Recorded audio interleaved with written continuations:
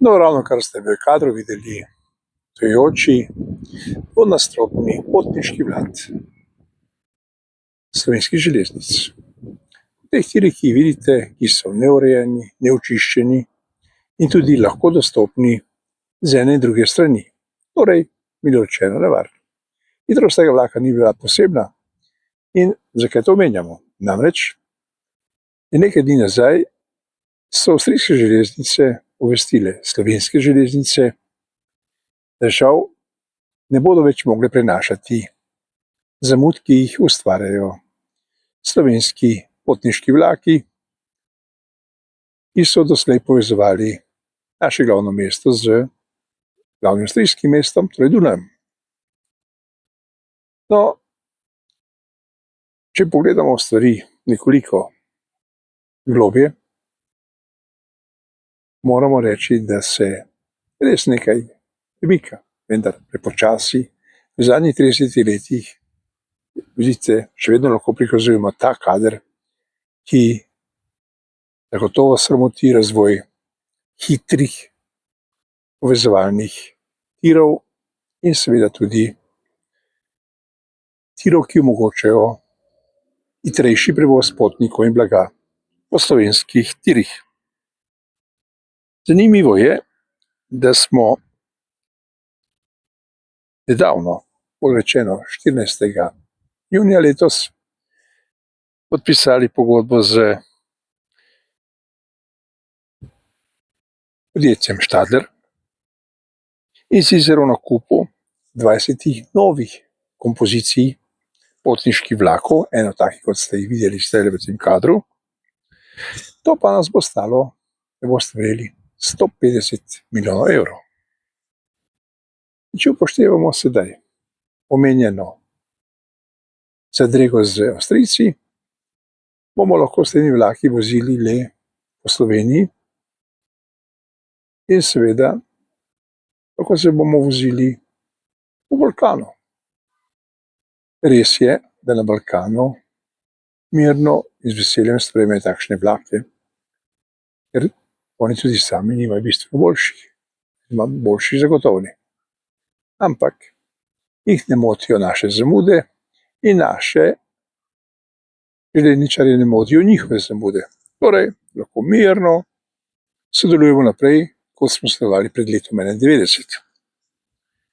In kar je zanimivo, upam, da nam bo zdaj to uspelo, tako je takrat, ko so podpisali pogodbo, v Grosupljem govoril naš predsednik vlade. Rekel je takole. Pa ga poslušajmo, kaj je rekel. Infrastrukturo prihodnosti. Vem, da bomo nadaljevali v prihodnosti. Današnji dan je pomemben iz dveh razlogov. Prvi zaradi podpisa pogodbe o nakupu novih motiv in prevoznih sredstev, na drugi strani pa tudi, ker smo simbolično odprli postajo v Grosuplju, ki je bila tudi financirana iz strani evropskih sredstev. Ta način smo želeli pokazati, da investiramo na obeh koncih. Investiramo v infrastrukturo in tukaj znatno povečujemo sredstva. Če smo v lanskem letu v to investirali nekaj čez 300 milijonov, bo v prihodnem letu tega že za 470 milijonov.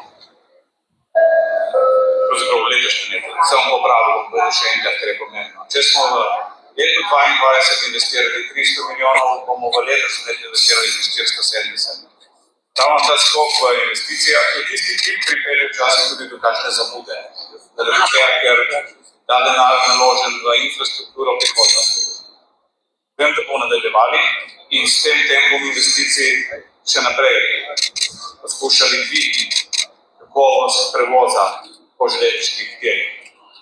Še bolj pomembno pa je to, seveda, da se danes iz Kopra do Hodoša vozite 8 ur in da seveda naši vlaki na teh relacijah zamujajo veliko. In če to upoštevate,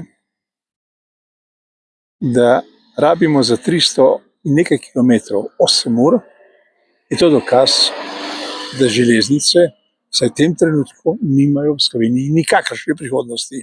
Tisti, ki to govoriči, ali sam sebi laže, ali laže nam, laže vam. A ste slišali, kaj je rekel predsednik?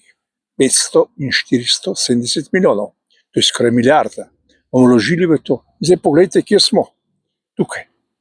To je naša prihodnost in to so naši tiri, ki nas bodo povezovali z vlaki, ki bodo vozili po teh tirih hitro. Lepo vas prosimo, lepo prosimo tiste, ki vladajo tej državi, da se zresnijo. Lepo se imejte, le da vam želimo, kjerkoli ste. Zdaj razumete, zakaj ne boste potovali z vlakom, saj slovenskim ne, neposredno na Dunaj, kaj šele v Nemčijo. Mimo grede, Nemci so nedavno, mislim, da 14 dni nazaj, objavili novico, da bodo, ne boste verjeli, samo v ureditev zamudnih strukturnih sistemov vložili 40 milijard evrov. 40 milijard evrov pa je trenutno, 41 točno, dolg Republike Slovenije na ostalih področjih izven te države, kjer se vrtijo različni zadolžitveni procesi. Spoštovani in spoštovani, tako je to v Sloveniji, kjer načrtujejo hitre vlake, nove vlake, udobne vlake, na takšnih tirih, kot jih vidite tukaj. Če je to vam prav, je tudi nam. Lepo se imejte in lep dan vam želimo, kjerkoli ste.